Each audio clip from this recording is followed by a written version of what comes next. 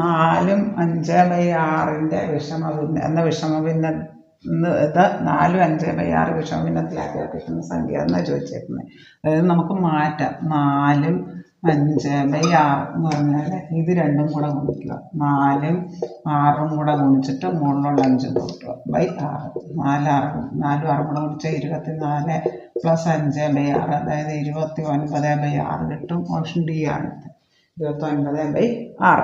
ഇനി 2/3 തുല്യമായ ഭിന്നം. ഇത് 4ഉം 5/6 എന്നുള്ള മാറ്റണം. 4 × 6 പ്ലസ് മുകളിലുള്ള 5 ÷ 24 5 കൂടെ കൂട്ടി 29/6. 2/3 തുല്യമായ ഭിന്നം. അതായത് ആദ്യത്തെ ഓപ്ഷൻ നോക്കാം നമുക്ക്. 14/21. 2/3 കൂടെ എത്ര ഗുണിക്കുമ്പോഴാണ് 2ൻ്റെ കൂടെ എത്ര ഗുണിച്ചാലാണ് 14 കിട്ടുക? 7.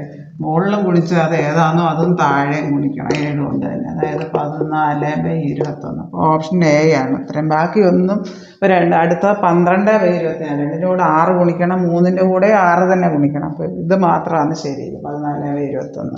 താഴെ മുകളിൽ ഒരേ സംഖ്യ ഇട്ട് ഗുണിക്കുക. തുല്യമായ ഭിന്നം. തന്നിരിക്കുന്നതിൽ ഏതാണെന്ന് ഒരുപോലെ 2നെയും 3നെയും ഗുണിച്ച് എഴുതിയേക്കുന്ന. മുകളിൽ 7 ഇട്ട് ഗുണിച്ച് മുകളിൽ എഴുതി, 7 ഇട്ട് ഗുണിച്ച് താഴെ എഴുതി.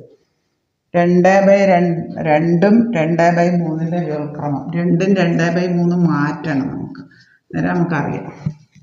ഈ 2ഉം 3ഉം കൂടെ ഗുണിക്കുക. 2/3 പ്ലസ് മുകളിലുള്ളത് /3 അതായത് 6. 2/3 6 പ്ലസ് 2/3 അതായത് 8/3 കിട്ടും. ഈ മിശ്രഭിന്നത്തിൻ്റെ വില 8/3. അതായത് ഇതിൻ്റെ വ്യുൽക്രമം 8/3 വ്യുൽക്രമം ഏതാണ്? 3/8. ഒരു ഓപ്ഷൻ സി ആണ് ഉത്തരം. 3/8.